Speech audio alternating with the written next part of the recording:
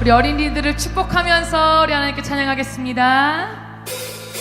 두 손을 뻗어 축복해 주세요.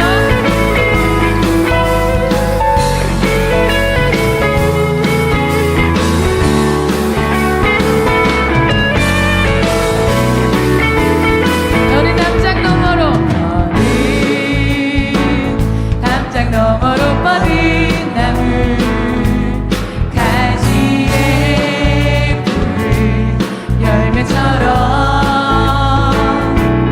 하나님의 귀한 축복이 삶에 가득히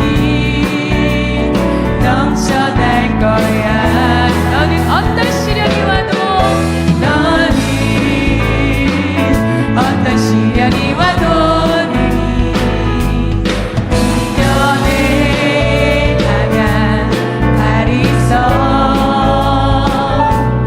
전능하신 하나님께서 너와 언제나 함께하시니 너는 하나님의 사랑 너는 하나님의 사랑 아름다운 하나님의 사랑 나는 널 위해 기도하며 내 길을 축복할 거야.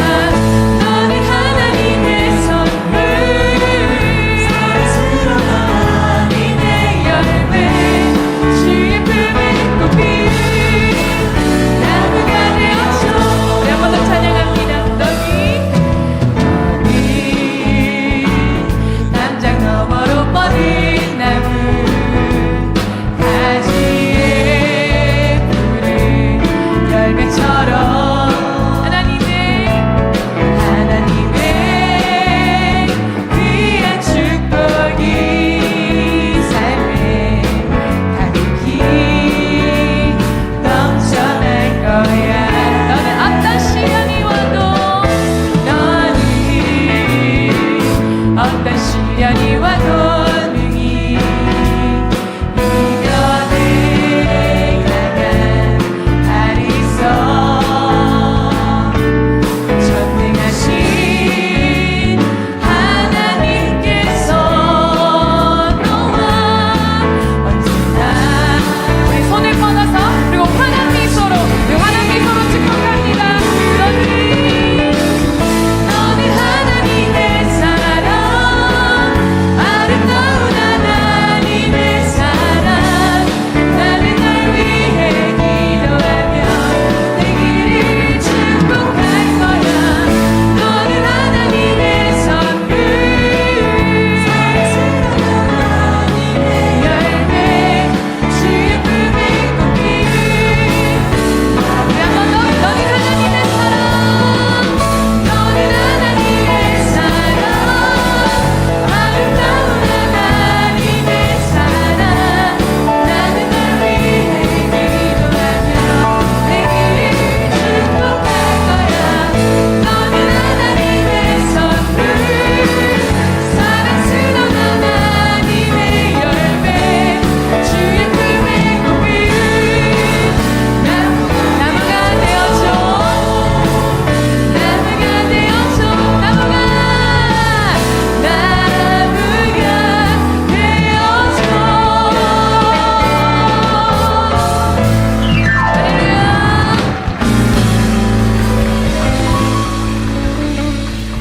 할렐루야.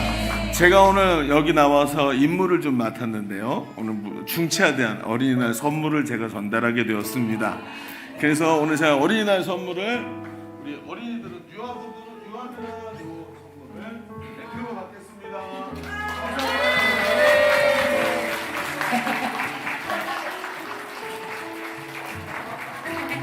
받아줘서 고마워. 굉장히 도도하구나. 자, 또 우리 유초등부.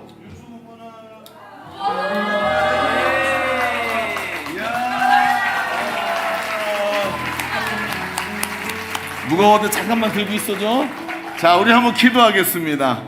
하나님 감사합니다. 이렇게 5월 가정의 달을 맞이해서 하나님께서 우리에게 아름다운 선물로 허락하신 어린이들을 축복하게 하시니 감사합니다. 이 예배가 우리 하나님께서 사랑하시는 어린이들을 향해 우리들이 마음을 열고 깊이 사랑하는 귀한 시간 되게 하여 주시옵시며, 이 어린이들을 축복하오니 이들이 잘 자라서 나라의 미래요 하나님 나라를 세우는 일꾼들로 잘 성장하게 하여 주옵소서. 아버지 하나님, 작고 연약해 보이지만 하나님께서 소망을 두신 것을 알게 하시고 한 사람의 그리스도인으로 이 시대의 빛으로 예수 그리스도의 제자로 잘 성장해 나갈 수 있도록 우리가 돕고 세우고 기도하고 함께 끌고 나가는 미래가 되게 하여 주옵소서. 오늘도 함께 예배하면서 하나님 나라 영광이 어린이들 위해 임하게 하여 주시옵시며 저들의 미래를 하나님이 축복하여 주옵소서. 하나님께 영광 올려드리며 예수님의 이름으로 축복하며 기도하옵나이다. 아멘. 우리 다시 한번 축복하며 박수하겠습니다. 우리 같이 찬양하겠습니다.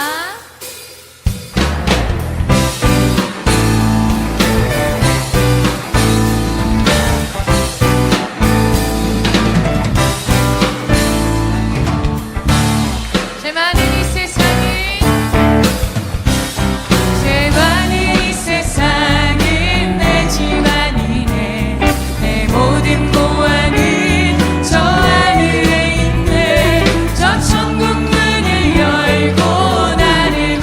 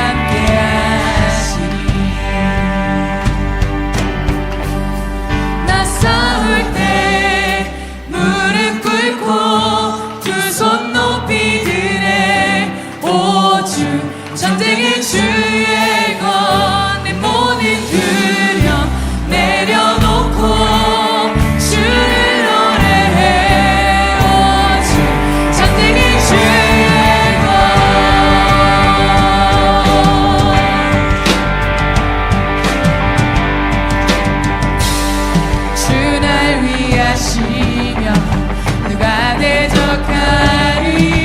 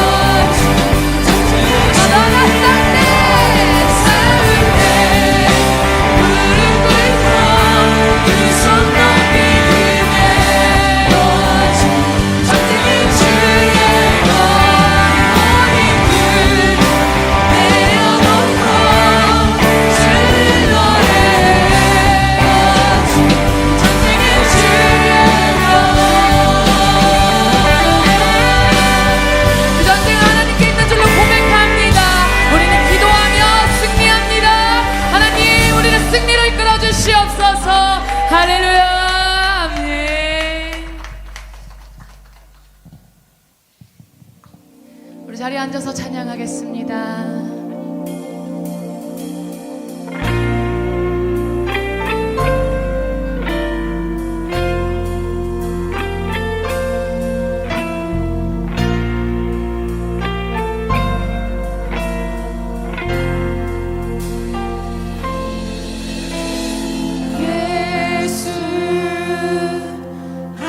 하나님의 아들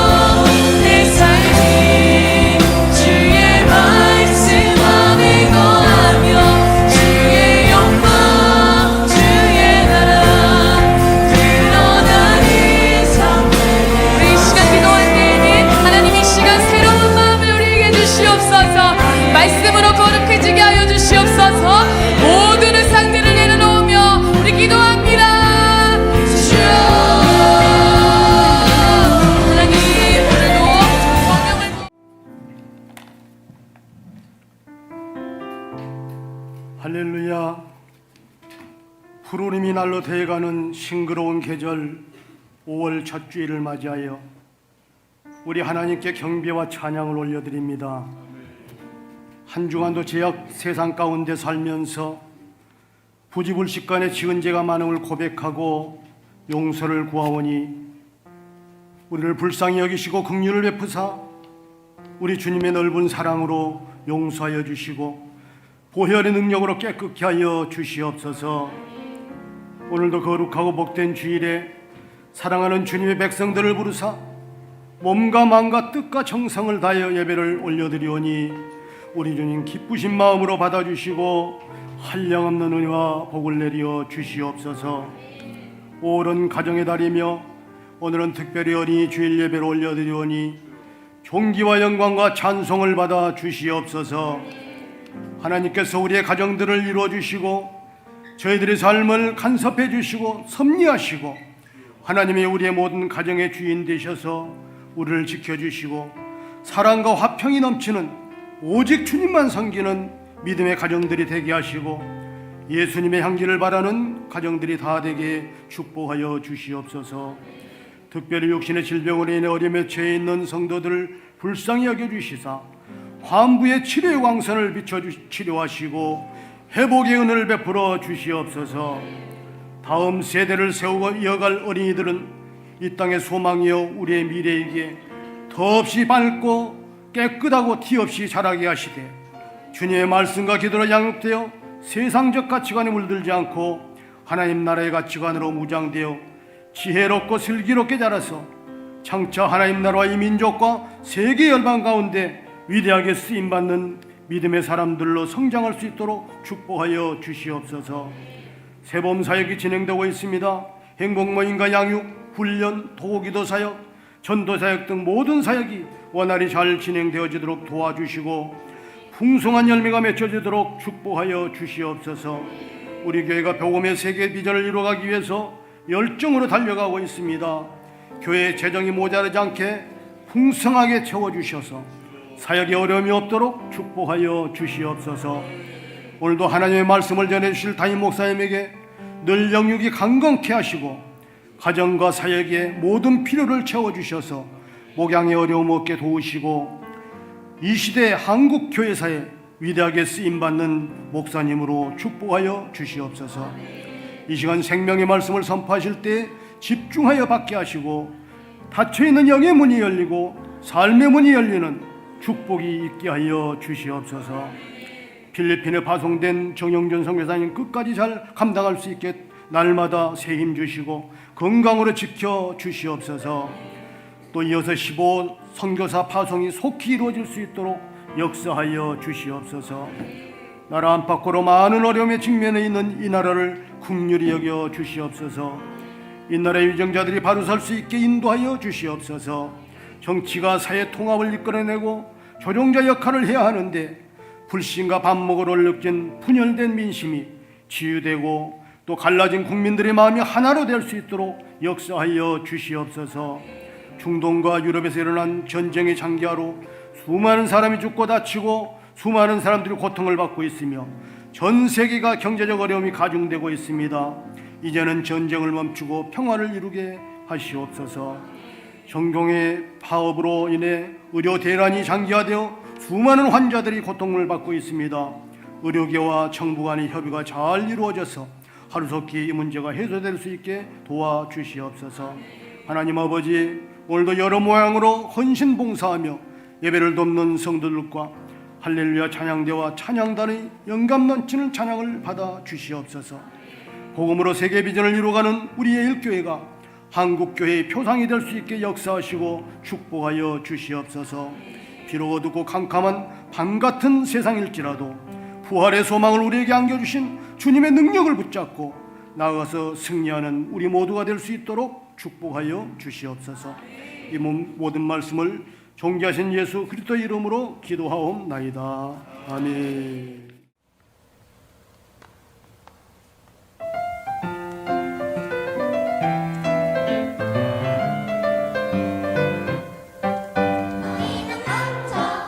그의 나라와 그의 의를 구하라. 그리하면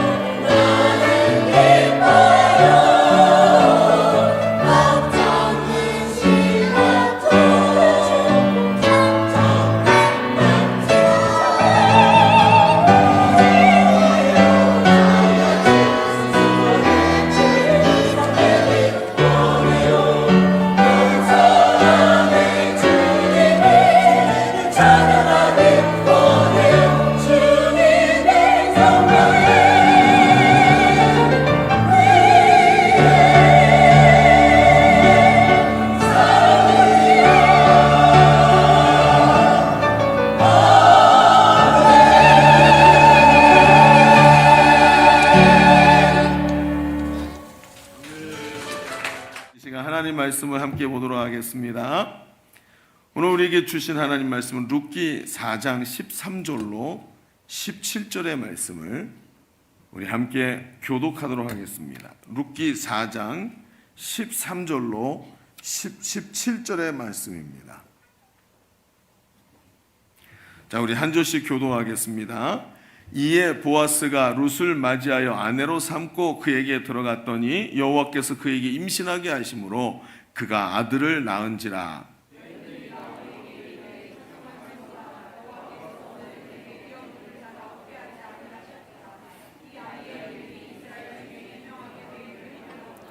이는 내 생명의 회복자이며 내 노년의 봉양자라. 곧 너를 사랑하며 7 아들보다 귀한 내 며느리가 낳은 자로다 하니라. 함께 봅니다. 그의 이웃 여인들이 그에게 이름을 지어주되 나오미에게 아들이 태어났다 하여 그 이름을 오벳이라 하였는데 그는 다윗의 아버지인 이새의 아버지였더라. 아멘. 여러분, 어떤 정치인이, 유명 정치인이 어린이날을 맞이해서 유치원에 방문했다고 합니다. 텔레비전에 자주 나오는 정치인이 왔더니 유치원 아이들이 박수를 치며 환호했습니다. 와 하고 박수를 친 거예요. 그래서 정치인이 뿌듯한 마음에 유치원생들에게 물었어요. 여러분, 내가 누군지 알아요? 그랬더니 아이들이 대답을 합니다. 네, 국회의원이요. 텔레비전에서 봤어요. 막 이렇게 얘기를 한 거예요. 유치원생들마저도 자기를 알아봐 주니까 이 정치인이 기분이 너무 좋아가지고 물었어요. 그럼 내 이름이 뭔지도 알아요? 그랬더니 애들이 소리쳤어요. 네, 알아요. 저 새끼요. 라고 얘기했답니다. 무슨 얘기인지 아시겠어요? 자, 옆 사람에게 말해주세요. 뭐라고 그럴까요? 걱정하지 마세요. 잘 되고 있습니다. 시작. 걱정하지 마세요. 잘 되고 있습니다. 여러분, 한번 물어보죠. 여러분, 아이들이 이 국회의원의 이름을 어떻게 알게 되었을까요? 그 이름이 저씨였죠? 예, 그 저씨라는 이름 어떻게 알게 되었을까요? 엄마가 알았죠. 부모가 얘기한 거예요. 그렇죠? 여러분, 아이들이 뭘 알고 그 사람을 그렇게 불렀겠습니까? 모두 아이들에게는 부모가 전부입니다. 오늘 이 얘기를 하고 싶었던 겁니다. 여러분, 오늘 우리는 어린이 주일을 맞이해서 오늘 하나님께 예배를 드리고 있습니다. 오늘 어떤 말씀을 함께 나눠야 할까 주님께 간절한 마음으로 아뢰는데, 오늘 우리가 지난주에 보았던 이게 룻기의 말씀을 연결해서 하나님이 저에게 보여주시면서 오늘 본질적으로 어린이를 소중히 여기신 예수님의 이 마음들을 우리가 좀 깨닫기를 원하신다는 마음을 저에게 주셨습니다. 여러분, 어린이를 소중히 여긴다면 이 시대에 우리가 어떤 모습으로 어린이를 세워가야 할까요? 방법은 아주 제한적입니다. 우리가 할 수 있는 일이 별로 없다는 것입니다. 그러나 아주 선명한 방법이 하나 있습니다.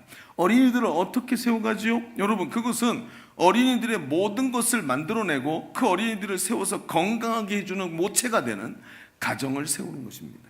가정이 건강하면 어린이들은 그 안에서 건강하게 성장할 줄로 믿습니다. 이게 아주 중요한 얘기라는 거예요. 그런데 우리 시대는 말이죠, 어린이날을 맞이했는데 어린이라는 그 눈에 보이게 귀엽고 깜찍한 대상만을 바라보지 이 아이들의 모체가 되고 있는 가정에 대해서 많은 생각을 하지 않더라는 것입니다.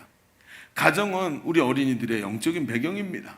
좋은 가정에서 자라난 아이들은 그 모습도 다르고 행실도 다르고 미래도 다르다는 것을 우리는 잘 알고 있습니다. 그렇지만 여기서 가장 큰 문제는, 그게 가정이 그렇게 중요한 것을 알고 있지만 문제는 가정은 내가 꾸리고 노력한다고 잘 되는 게 아니더라는 거예요. 가정이 내 마음먹은 대로, 내가 목표를 세운 대로 된다면 어려움 당하는 사람이 어디 있겠습니까? 마음의 상처를 입은 사람들이 어디 있겠습니까? 거의 대부분 노력하지만 가정에서 그게 안 되기 때문에 일어나는 상처들 아니겠습니까? 여러분, 잘 생각해야 됩니다. 본래 가정은 하나님께서 세우셨습니다. 여러분, 아멘입니까? 사람이 만든 게 아니라 성경은 하나님이 아담과 하와를 처음 가정으로 만들어 주신 것을 보여주고 있습니다. 그래서 가정의 근원이 하나님의 축복이 있어야 되는 것입니다. 그러나 가정을 내가 세우려고 한다면, 내가 생각한 대로 내 의지대로 가정을 만들려고 하면 그 주체가 너무나 연약하고 부족한 나 자신이기 때문에 결국 나 자신의 연약함 안에 가정이 갇히게 되어 있습니다. 그래서 내 노력으로 잘 안 되는 거예요. 그럼 어떻게 해야 될까요? 오늘 우리가 읽은 말씀에 보면 나오미, 우리 지난주에도 이 나오미에 대한 이야기를 보았는데 오늘 우리가 본 말씀에도 룻기의 마지막 부분에 나오미가 나옵니다. 여러분, 우리가 지금 말하는 이 잘 안 되는 사람, 가정이 다 무너지고 정말 인생이 너무 잘 안 되는 사람의 대표를 뽑자면 그 중에 한 사람이 바로 이 나오미가 아니겠습니까? 가정을 잘 세워보고자 남편과 아내와 아이들이 다 함께 풍부한 모압 땅으로 갔는데 생각대로 되지 않고 남편이 죽고 두 아들마저 죽고 뒤에 과부 셋이 남아가지고 그것도 먹을 게 없어가지고 돌아가려고 하는데 안 되겠다, 너희들은 집으로 돌아가라, 이렇게 말하면서 혼자 남은, 자기가 가지고 있었던, 자기에게 주셨던 유업과 감옥까지 다 무너질 상태에 빠져버린 이 나오미 말입니다. 그런데 오늘 우리가 읽은 말씀은 어때요?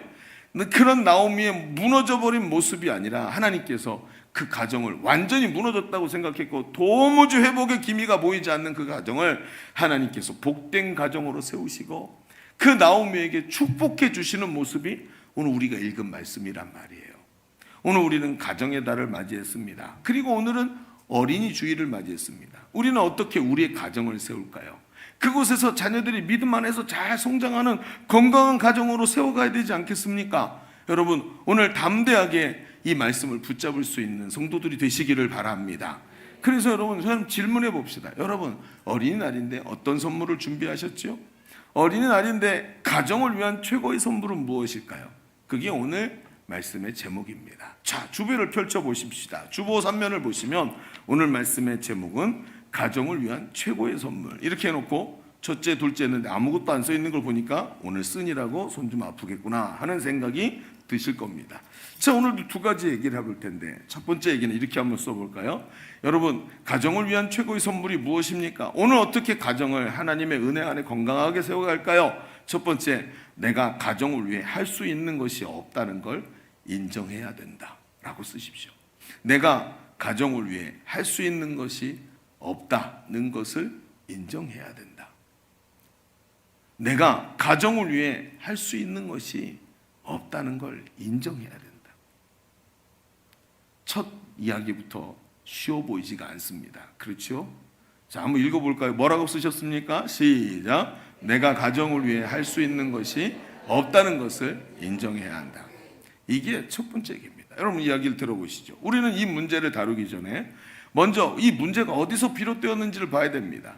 이를 위해 우리가 가진 가정에 대한 생각을 먼저 살펴봅시다. 우리는 가정이 너무나도 소중한 것을 알고 있습니다. 그래서 가정이 잘 되기를 바라고 좋은 가정 안에서 자녀들이 잘 성장하는 가정을 세워가기를 원합니다. 맞습니다. 이건 아주 좋은 생각입니다. 그런데 우리가 한 가지 간과하고 있는 것은 이렇게 소중한 우리의 가정이 죄로 얼룩져 있다는 사실을 자꾸 간과하는 거예요.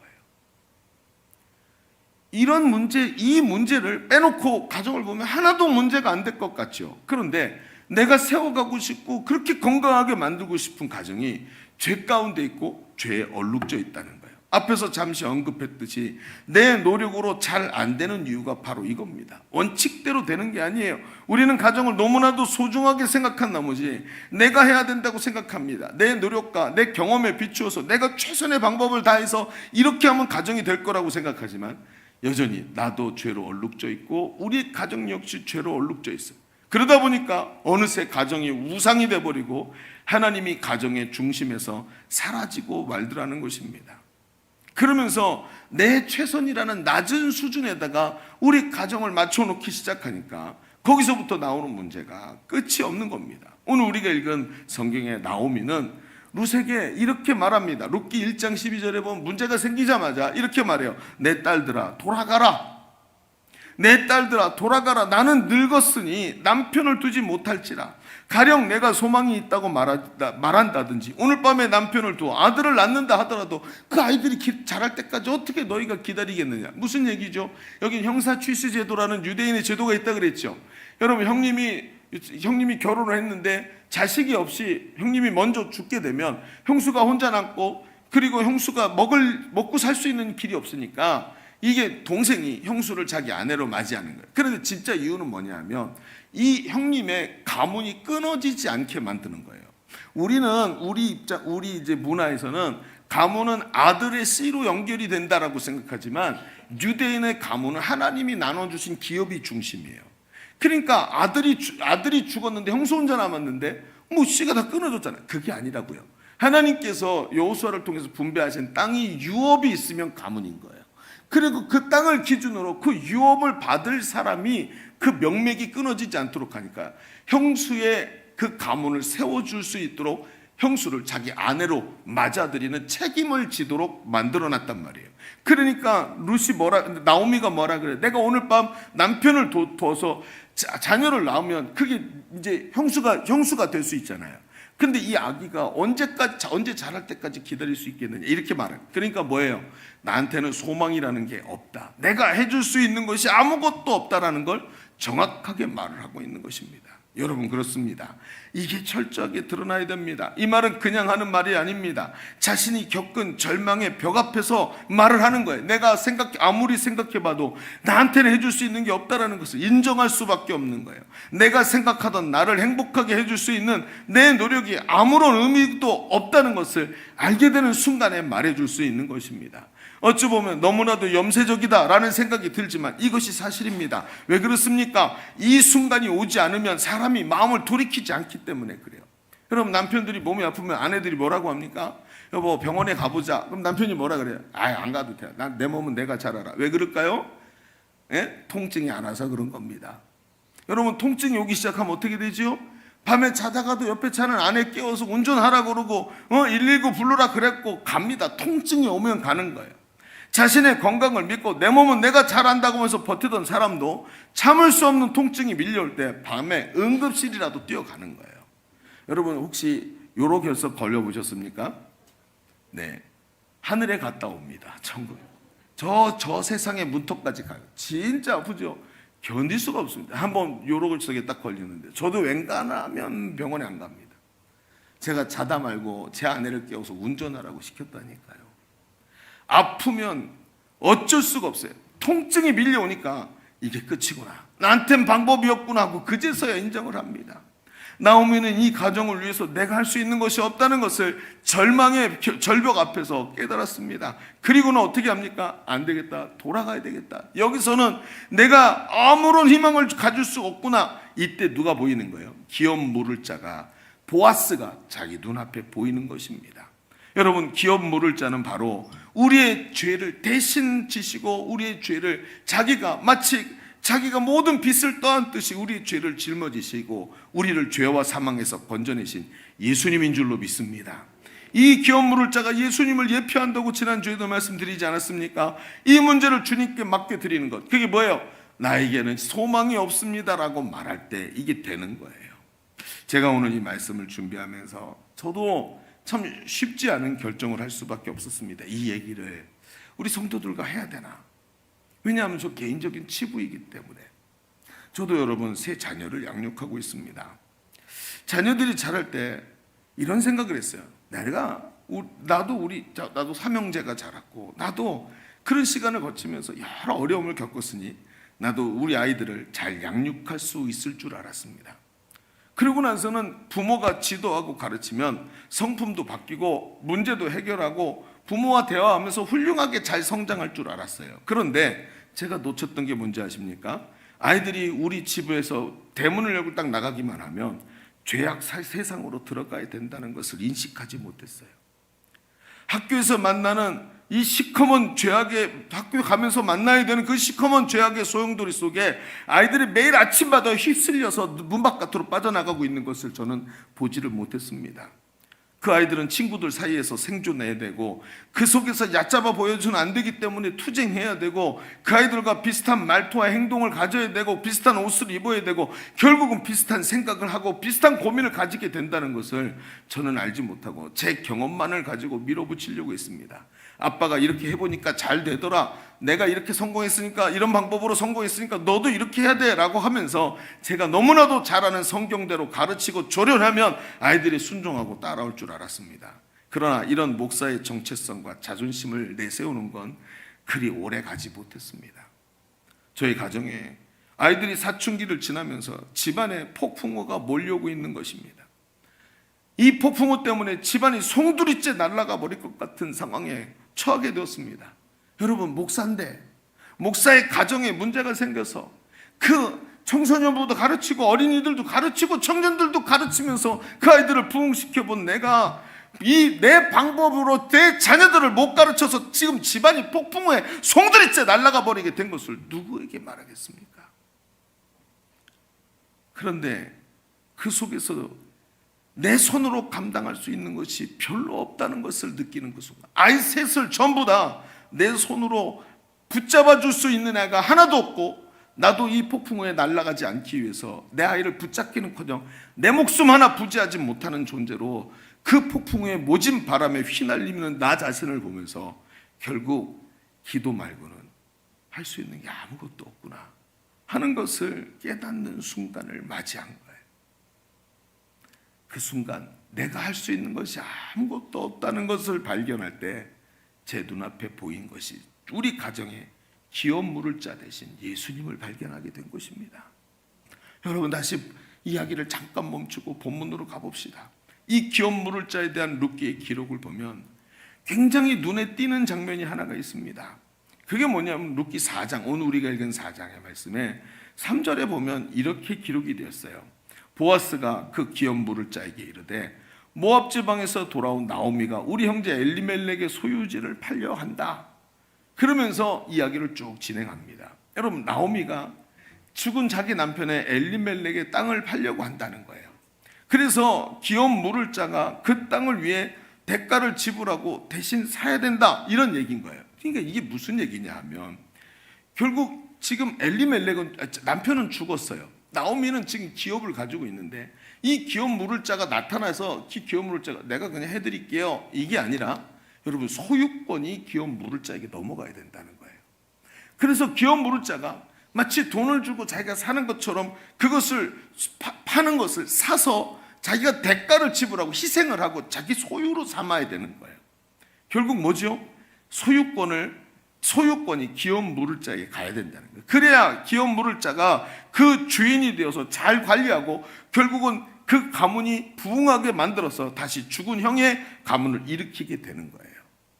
이게 오늘 기업 물을 자의 원리입니다. 저는 말입니다, 제가 당하고 있던 이 고난 속에서 막 저희 부부가 잠을 이룰 수가 없는 거예요. 그 잠을 이룰 수 없는 그 상황 속에서 우리 가정의 소유권을 주님께 맡겨드릴 수밖에 없었습니다. 하나님, 제 힘으로 할 수 있는 게 아무것도 없군요. 이건 누구도 도와줄 수 없고, 이 지금 마치 있잖아요, 폭발물에 이 도화선에다 불을 붙인 것 같은 이 순간을 쳐다보고 있는데 아이가 그 폭발물과 함께 날아가 버릴 것 같은 순간에 아무것도 할 수 있는 게 없는 거예요. 마치 십자가에 매달려서 아무것도 못하고 주여 저들의 죄를 용서해 주십시오라고 말하는 예수님처럼 나는 너무나도 무기력한 모습이었습니다. 교회를 이끄는 리더로 목회자의 자존심으로 결코 밝히고 드러내기 어려운 이 가정과 저희 자녀들의 문제를 위해 하나님께 맡겨드릴 수밖에 없었는데 그 방법이 뭐인 줄 아십니까? 내 자존심을 내려놓고 성도들에게 말하는 거예요. 나를 믿고 따라와야 되는 성도들한테 우리 가정의 문제를 위해 기도해달라고 이야기할 수밖에 없는 거예요. 이것이 지금 하나님 원하시는 일이구나. 그래서 제일 가깝게 아침마다 출근하고 교회에서 함께 전도하고 사역하는 매일 아침마다 얼굴을 보는 우리 사역자들에게 기도를 부탁했습니다. 우리 가정이 지금 큰 환난 속에 있습니다. 다 말할 수는 없지만 저희 자녀들과 저희 부부를 위해 기도해 주십시오. 여러분, 아침에 우리 사역자들이 지금도 합니다만 출근하면 1시간씩 출근 기도회를 합니다. 그 기도회 가운데 담임 목사님과 그 가정을 위한 기도가 아주 깊이 있게 매일 반복되기 시작했습니다. 이 기도는 점점 우리 교회의 기도가 되어갔습니다. 나중에는 이게 출근 기도뿐만이 아니라 이 사역자들이 가는 곳곳에서 기도를 하기 시작하는데 그 기도가 월요 기도회, 릴레이 기도회, 목장 모임과 기도 모임까지 계속해서 번져나가고 점점 그 기도가 나중에는 우리 교회에서 대표 기도회, 목사님의 가정과 자녀들을 위한 기도가 매번 흘러나오기 시작했습니다. 어떤 사람들은 왜 이렇게 담임 목사님을 위해 기도하는지도 모르고 영문도 모르고 목사님과 가정과 사모님을 위해 자녀들을 위해 계속 구체적인 기도를 하기 시작했어요. 오늘도 그렇게 기도했죠. 그때부터 이 기도가 생긴 겁니다. 그리고는 시간이 지났는데 어느 날 제가 눈을 떠서 폭풍우가 지나간 것 같은 느낌이 들어서 눈을 뜨고 보니까 하나님께서 기적같이 일을 하셨습니다. 하나님께서 자녀들의 마음을 붙잡아 주시고, 제가 하나님 앞에서 내가 할 수 있는 게 아무것도 없다라는 이 목사의 자존심을 내려놓고 하나님께 맡겨드리도록 하나님께서 제 마음을 만져주신 것입니다. 그리고 지나가서 보니까 너무나도, 여러분, 무엇이든지 폭풍우가 지나가면 핥히고 간 상처가 남는 것인데, 부모와 자녀 간의 오해가 풀리고 마음의 상처가 남지 않도록 하나님께서 깨끗하게 만져주신 줄로 믿습니다. 하나님이 하신 겁니다. 제가 이 기간에 기도하면서 크게 깨달은 것은 하나님께서 일하시는 것을 발견한 것입니다. 이게 말뿐만이 아니라 항상 내 앞에 계시는 것을 발견한 것입니다. 이때 안심이 되고 더 믿음으로 기도할 수 있게 되더라고요. 여러분, 우리가 가정을 위해서 할 수 있는 첫 번째는 내가 할 수 있는 것이 없다는 것을 인정하는 것입니다. 그때 기도가 회복이 되고 하나님 우리의 기업물을 짜 되시고 내 모든 근심과 질고를 자기 혼자 다 담당해 주실 예수님이 나의 기업물을 자가 되시고, 그분이 나의 문제를, 나의 모든 삶과 가정의 소유자가 되기 시작할 때 이 문제는 주님의 손에서 해결되는 줄로 믿습니다. 이때 하나님께서 가정을 인도하시고, 그분이 주인이 값을 주고 샀으니까 주인이 되셔서 책임지시는 역사가 일어나는 거예요. 여러분, 우리 첫 번째 이야기를 좀 정리해 봅시다. 우리 지금까지 하나님께서 나오미의 가정을 어떻게 회복시키시는지를 살펴보았습니다. 나오미가 자신의 손에서 절망을 발견했을 때 기업물을 자를 발견하게 되고, 기업물을 자이신 예수님께, 하나님께 맡겨드릴 때 그분이 우리 회복이 되어주신다는 것입니다. 오늘도 내가 할 수 있는 것이 별로 없다는 것을 인정하시기를 바랍니다. 그리고 그 순간에 하나님께 가정의 주도권을 맡겨드리고 기도하는 것이 얼마나 중요한지를 깨닫는 귀한 성도들 되시기를 주의 이름으로 축원합니다. 그런데 여러분, 여기서 우리가 조심해야 될 것이 있어요.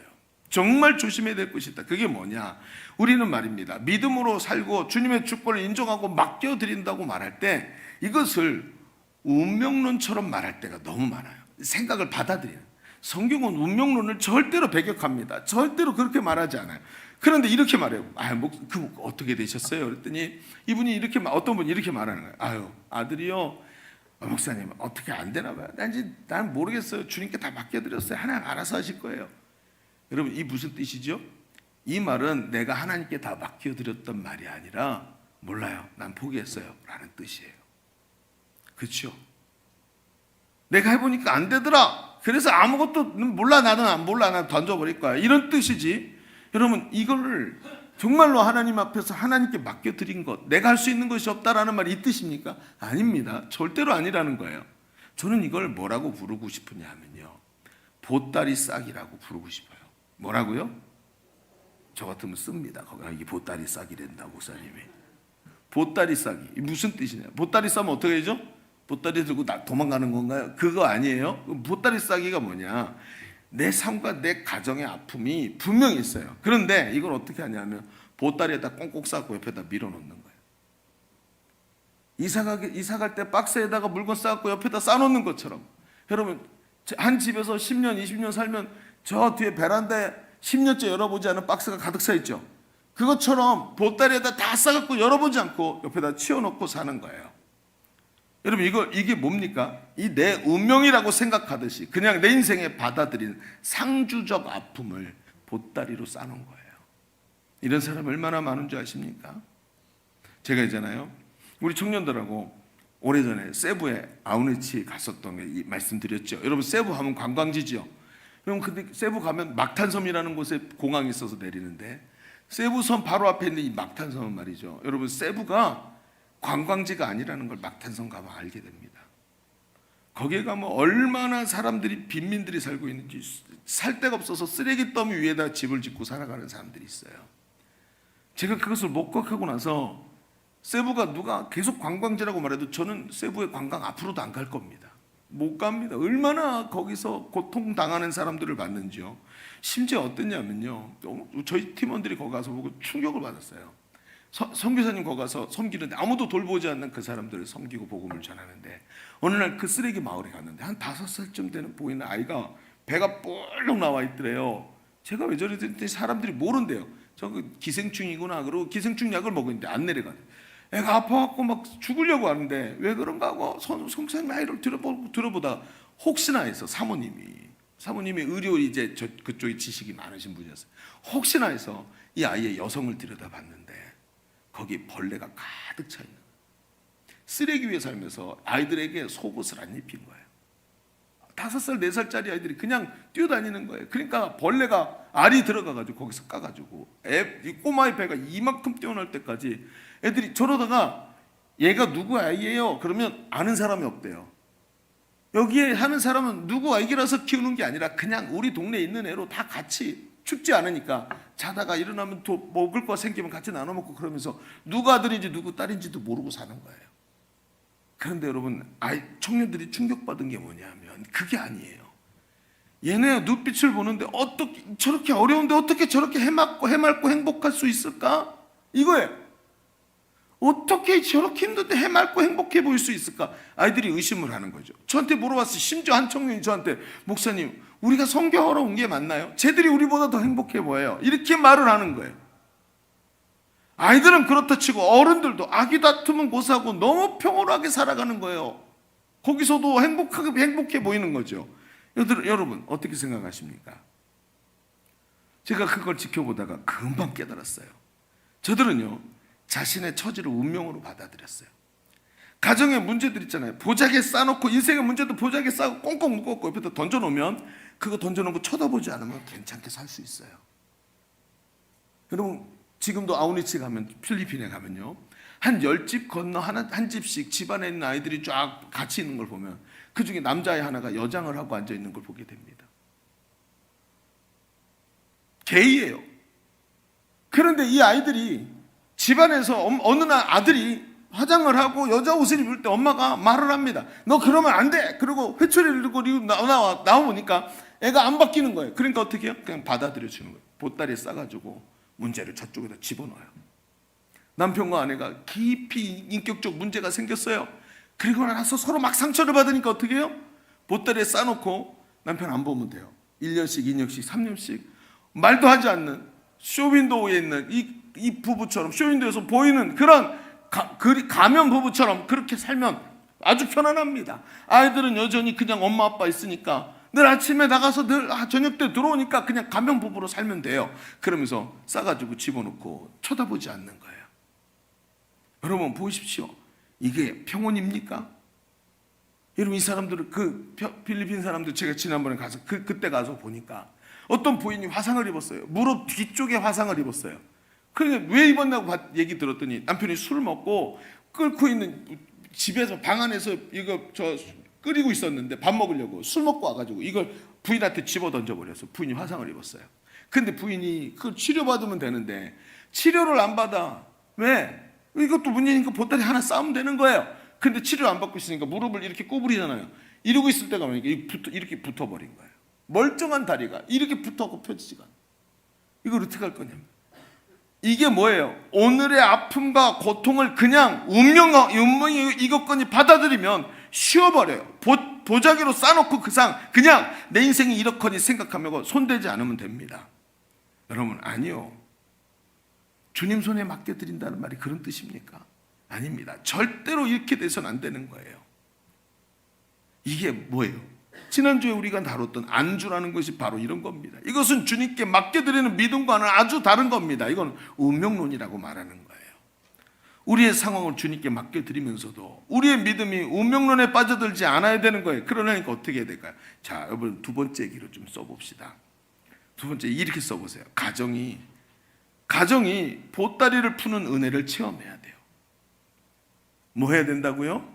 가정이 보따리를 풀어내는 은혜를 체험해야 돼요. 자, 여기까지만 보면 답답해라. 그래서 어떻게 푸는데요? 이런 보따리 하나씩 안 갖고 있는 집안이 어딨냔 말이에요. 이걸 어떻게 풉니까? 가만히 생각해 봅시다. 우리가 이 기업 물을 자 얘기를 조금만 더 해보죠. 기업 물으는 행위는 이제 그 기업 물을 자를 보고 고엘이라고 불러요. 이름이 고엘이에요. 고엘이라는 이름으로 기업 물을 자를 부르는데 이 고엘이 되는 게 어디냐면 촌수에 따라 되게 돼 있어요. 우리는 그 사람들은 촌수를 안 세지만 제일 가까운 사람이 제일 유력한 기업 물을자가 돼요. 그런데 가까운 사람이 안 하면 그 다음 가까운 사람에게 고엘이 넘어가요. 그 다음 가까운 사람이 안 하면 그 다음 사람에게 고엘이 넘어가게 돼 있어요. 여러분 성경에 보니까 이제 결국은 이런 일이 일어나서 며느리인 룻이 보아스에게 청혼을 하죠. 당신 나의 기업 물을 자이니까 나를 거둬 주십시오. 나를 당신의 아내가 되게 해달라 그래갖고 약속을 하죠. 그리고 그 다음날 성읍에 이 10명의 장로들과 가장 유력한 고엘을 부르죠. 그래가지고 불러갖고 이제 보아스가 같이 거기 모이게 합니다. 이게 당시의 법정의 모습이에요. 법정이 성문 앞에서 이렇게 증인들을 모아놓고 이야기하게 만들어서 증인들이 기억하게 만드는 게 법이었어요. 그런데 그리고는 고엘된 그 사람에게 보아스가 질문합니다. 우리 형제 엘리멜렉이 죽었다. 그런데 그의 아내가 이 소유주를 팔려고 한다. 그의 기업을 팔려고 한다. 네가 사겠는가? 그래요? 그랬더니 고엘이 내가 산다. 이렇게 얘기한 거예요. 왜? 여러분 유대인들은 땅을 아무렇게나 소유할 수가 없거든요. 근데 자기 땅이 늘어나게 된 거예요. 그러니까 자기한테 유익이 될 것 같으니까 자기가 사겠다라고 이기적인 이야기로 딱 얘기를 해요. 그랬더니 보아스가 그 얘기를 듣고 설명을 합니다. 그게 아니라 좀 들어봐라. 이게 우리가 이게 하나님의 우리에게 정하신 모세 율법에 있는 내용인데 너희가 잘 몰라서 그런 건데 엘리멜렉의 유업이 너한테 가는 것뿐만 아니라 그의 아들의 미망인까지 네가 맡아서 네가 그를 아내로 삼아서 아기를 낳게 해주고 아기를 낳게 돼서 그 가문이 회복이 되면 네가 가졌던 땅을 그 집에 줘서 그 땅을 가지고 다시 그 기업이 살아나도록 만들어야 된다라는 걸 설명을 해줘요. 그랬더니 이 고엘이었던 사람이 딱 얘기를 하는 거야. 난 못하겠다. 내가 손해가 있을까봐 내 기업에 손해가 있을까요? 나를 위하여 무르지 못하겠다. 룻기서 4장 6절에 보면 이런 얘기가 나요. 6절을 보여주세요. 자, 시작. 그 기업 물을 자가 이르되 나는 내 기업에 손해가 있을까요? 나를 위하여 무르지 못하노니 내가 물을 것을 내가 물으라. 나는 무르지 못하겠노라 하는지라. 자, 그 고엘이 어떻게 해요? 이기적인 생각을 했다가 그게 아니구나. 나에게 손해가 올 수 있겠구나 라고 하니까 기업 물으는 것을 거절합니다. 그리고 고엘의 자리가 누구한테 넘어가요? 보아스에게 넘어가는 거예요. 그리고 그 기업 물을 자가 되는 겁니다. 여기서 도무지 우리의 상식으로는 설명이 안 되는 보아스의 모습이 보입니다. 그는 앞선 고엘과는 비교할 수 없는 헌신과 희생의 모습을 보여줍니다. 왜 그러지? 계속 질문을 하게 만들어요. 고엘은 자신의 유익을 위해 이기적 목적으로 나는 모르지 않겠다고 앞에서 말했지만 그 손해를 보아스는 자기가 희생하고 자기가 다 감수하고 자기가 다 뒤집어 쓰겠다는 거예요. 이유가 뭐냐? 모르겠어요. 왜 했는지 성경에 표현을 하지 않아요. 그러나 보아스가 모든 손해와 희생을 감수하고도 자신이 그 기업 물을 자가 되겠다고 희생하며 나서는 거예요. 왜요? 이 보아스가 바로 예수님을 대표하고 있기 때문에. 희생이 없는 욕심이 아니라 자신을 희생하고 헌신하는 마음이 아니면 기업 물을 자가 될 수가 없는 거예요. 이 결정에 백성들과 장로들이 보아스의 말에 호응을 하면서 내가 증인돼 줄게, 내가 너희를 위해 증인돼 줄게 하면서 기업 물을 일이 확정이 되고 그 일들을 보면서 보아스와 그 집을 위해 축복을 해줍니다.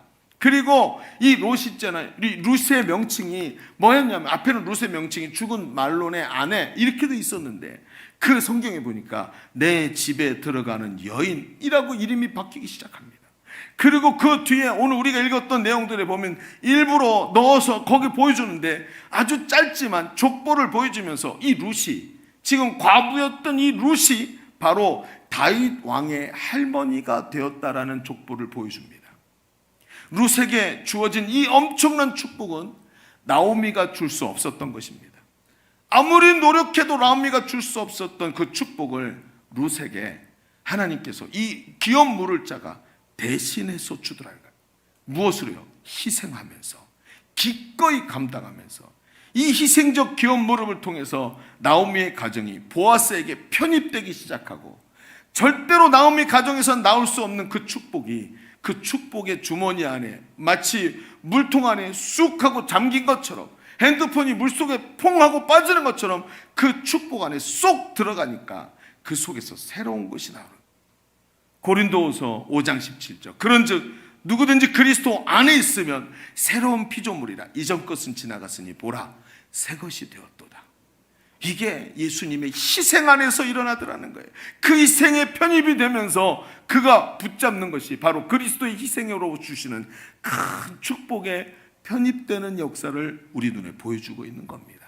여러분, 저는 말입니다, 어려서부터 부모님의 사랑을 정말 많이 받고 자라난 사람입니다. 저희 집이 유복했냐고요? 아닙니다. 저희 아버지는 피난민이셔서 우리 가정은 어려서부터 넉넉하지 않았습니다.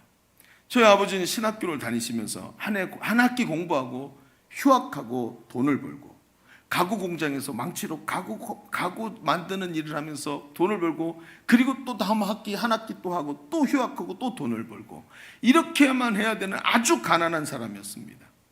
그러면서 부모님은 너무나도 가난하고 힘들었습니다. 그러면 저도 가난하고 힘들었냐고요? 아닙니다.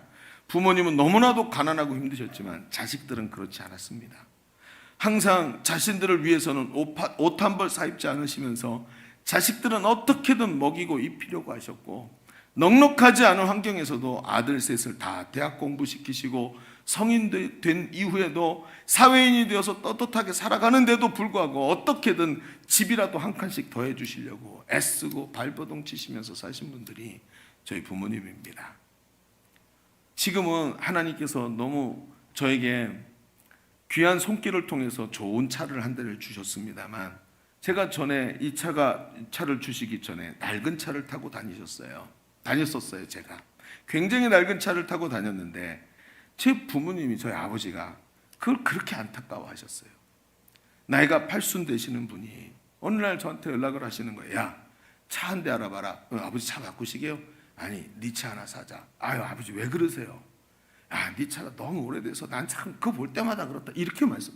나이가 80이신 분이 50 먹은 아들한테 그렇게 말씀하시는 거예요. 아니, 아버지, 제가 돈이 없어서 저 차를 타고 다닙니까? 아버지, 제가 지금이라도 교회다 말하면 교회가 다 제가 타고 다니는 차 다 사주는 거예요. 그런데 저는 저 차가 내 자존심이고, 저 차가 나에게 없는 저 목사로서의 자존심입니다. 그냥 목사가 저렇게 낡은 차 타고 다니는 것도 좀 보여주고 싶어서 제가 자존심 때문에 타고 다니는 거예요. 그냥 내버려 두세요, 아버지. 제가 저희 아버지의 마음을 몰랐을까요? 그러면서도 저 만날 때마다 야, 그 차 괜찮더라 하면서 그 차하고 차 명칭을 얘기하면서 그 차 알아보라고 계속 얘기를 하시는 거예요. 이게 저희 아버지가 평생 하신 일이에요. 나중에 제가 목회자가 돼서 우리 교회를 가만히 들여다보니까 우리 교회와 성도들 향해서도 똑같이 하셨더라고요. 그러니까 늘 그 사랑만 받고 살아가서 어떨 땐 보면 사랑하는 방법을 잘 모르고 나는 받을 줄 아는데 줄 줄 모르는 모습이 저한테도 있더라고요. 여러분, 우리는 가난했지만 그분들의 희생과 헌신 속으로 내 속에는 가난에 대한 상처가 전혀 남아있지를 않아요. 희생이 있으면 그 희생 때문에 회복이 일어나는 것입니다. 여러분 보십시오. 우리 주변에 얼마나 고통 속에서 아파하는 사람들이 많은지 모릅니다. 가만히 보면 제 가정도 제 자녀들의 마음을 가만히 들여보면 아빠 때문에 받은 상처가 굉장히 많을 거예요. 근데 중요한 게 뭡니까? 오늘 만약에 오늘 내가 그 예수 그리스도의 나를 위해서 귀한 물자가 되어주시기까지 그 보아스처럼 희생하시면서 십자가에 죽으신 예수님의 사랑을 깊이 깨닫는다면 오늘 이 고통 속에 있는 저 구석 속에다 처박아 두었던 그 보자기를 꺼내고 보따리를 꺼내서 그 보자기를 풀어낼 힘과 용기가 생기는 거예요. 오늘 우리 시대를 보십시오. 우리의 가정을 보십시오. 사람은 자신의 고통을 마주할 힘이 없어서 보따리에 다 싸놓고 운명이거니 하면서 산다고 해도 과언이 아닙니다. 관계의 아픔을 보따리에 싸놓습니다. 마음의 상처를 보따리에 싸놓습니다. 그리고 저기 집에다 저 뒤에다 밀어놓고 가면법으로 2년씩 3년씩 살면서도 그냥 그 보따리에다가 놓고 살아갑니다. 내 삶의 일부로 받아들이고 이것이 해결되지 않으니까 내 속에서 더 큰 상처와 아픔이 우리의 삶을 계속 지배하게 됩니다. 아닙니다. 이 보따리를 풀어내야 됩니다. 그러기 위해선 예수님의 희생과 헌신이 나에게 먼저 경험되어야 할 줄로 믿습니다. 제가 우리 부모에게 경험했던 그 희생을 경험했기에 저도 누군가를 위해 희생할 수 있는 사람이 된 것처럼 오늘도 그 희생을 내가 먼저 체험할 때 예수 그리스도가 나의 기업 물을 자가 되셔서 나를 회복시키신 그 희생의 사랑을 체험한 사람은 내 가정 속에 있는 찾아보기도 싫은 그 아픔의 보따리를 향해 용기를 내어서 그 보따리를 풀어내기 시작합니다. 저거 풀면 거기서 썩은 고름이 얼굴에 팍 튈 겁니다. 각오를 하고 그 보따리를 풀어내기 시작합니다. 뻔합니다. 그 사랑이 저 아픔을 품어낼 수 있도록 하나님께서 우리를 이해의 자리, 용서의 자리, 희생의 자리로 이끄실 줄로 믿습니다.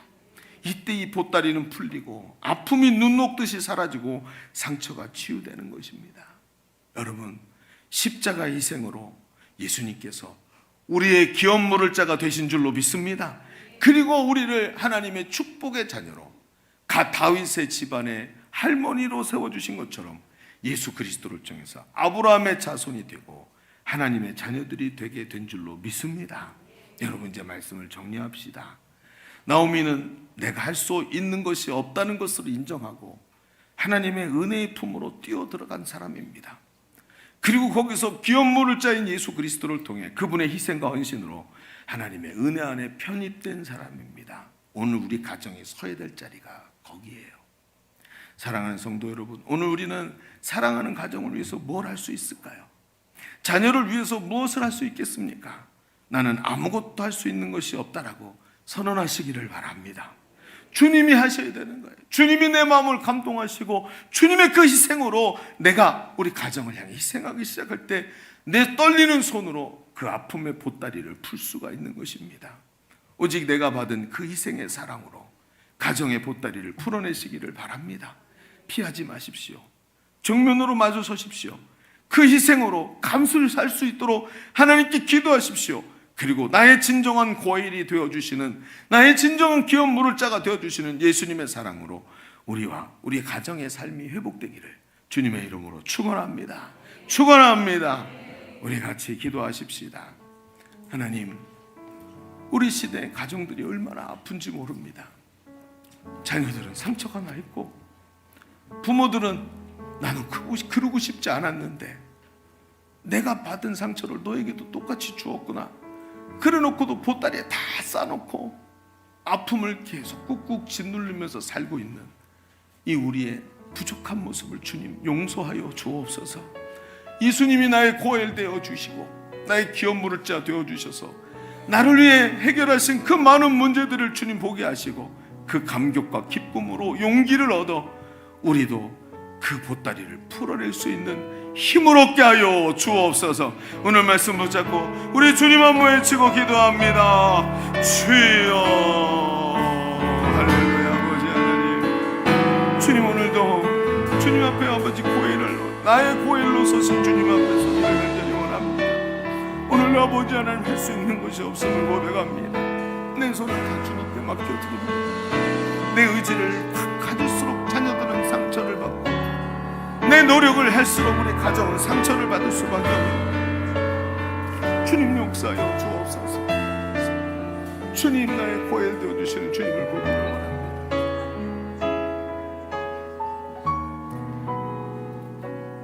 사랑하는 여러분, 우리 다시 한번 하나님께 나갑시다.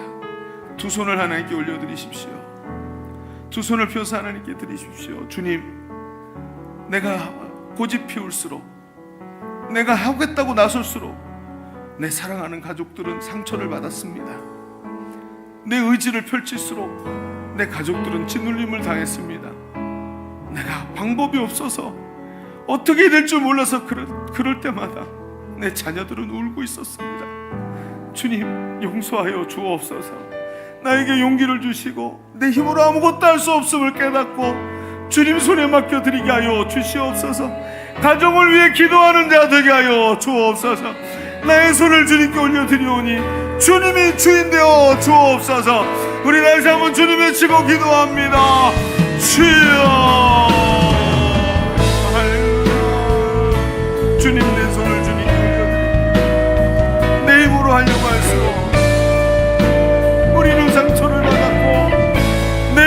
하려고 할수록 우리는 서로에게 상처를 줄 수밖에 없었습니다. 하나님 용서를 구합니다. 우리에게 아버지 하나님 용기를 주시옵소서.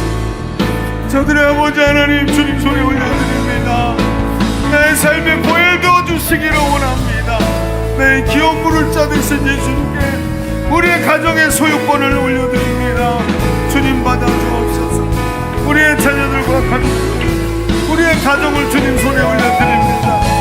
우리 주님이 기업 주인 되어주시고 아버지 우리와 함께 하시기를 간절히 구합니다. 성령님 역사하여 주옵소서. 아버지 나의 생명 되신 주님,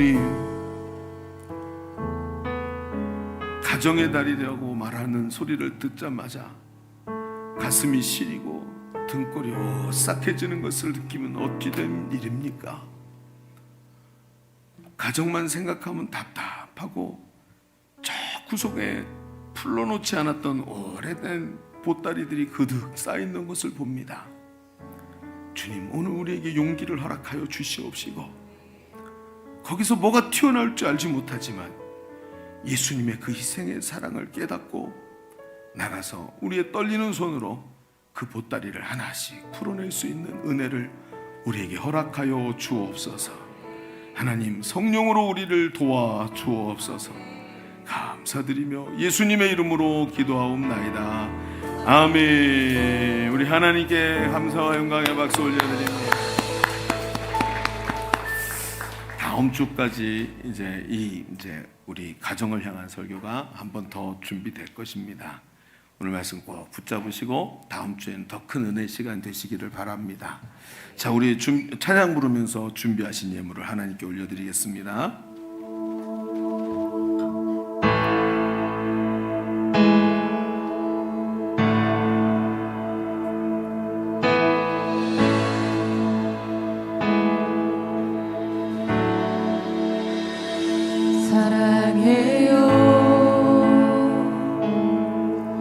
신실하신 나의 주님, 나의 삶 주님 안에 있네.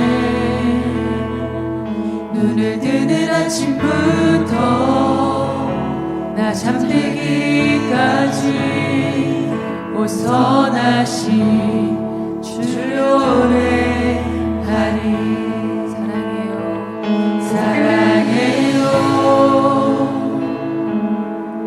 나를 인도하신 주님, 고난 중에도 나와 함께 하셨네.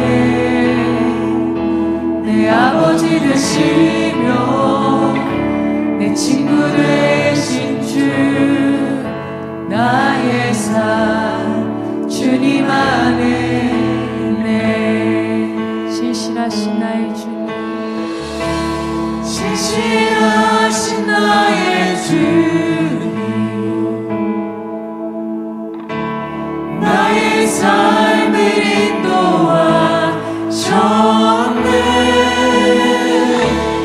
나의 모든 오은 땅에 오 선하신 주를 노래하리.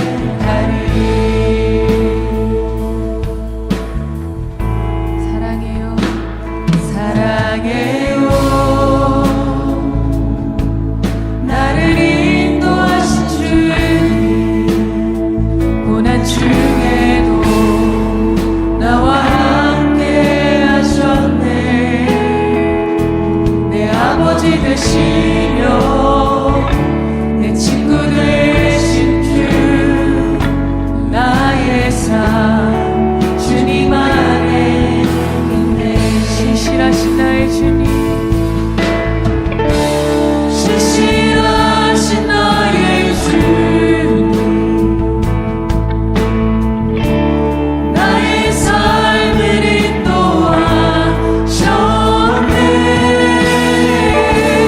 나의 모든 오른 땅에 오 선하신 주를 노래. 신실하신 나의 주님,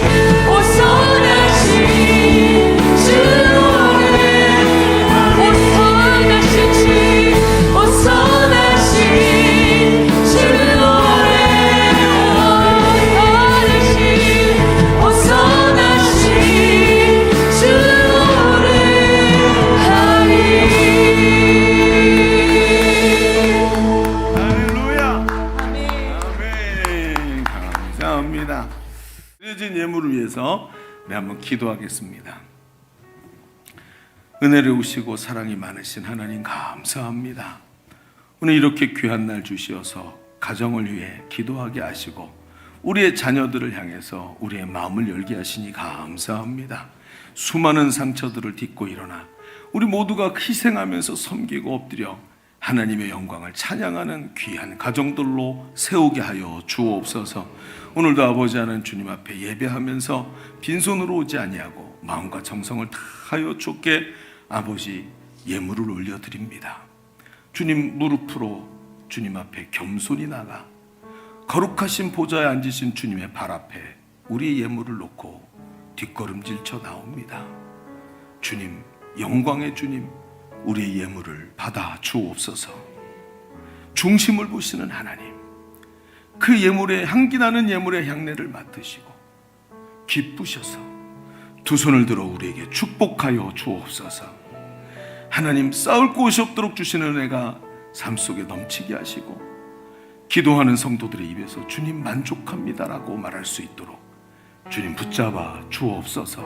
돌아가는 발걸음 하나님 인도하여 주시옵시고 한 주간의 삶 동안에 신실하신 나의 주님과 동행하였다고 노래하는 역사가 일어나게 하여 주옵소서.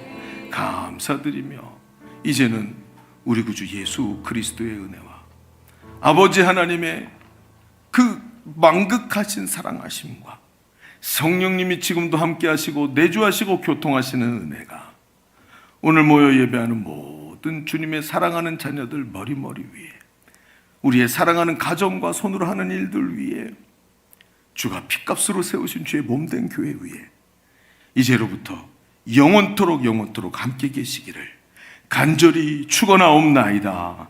아멘.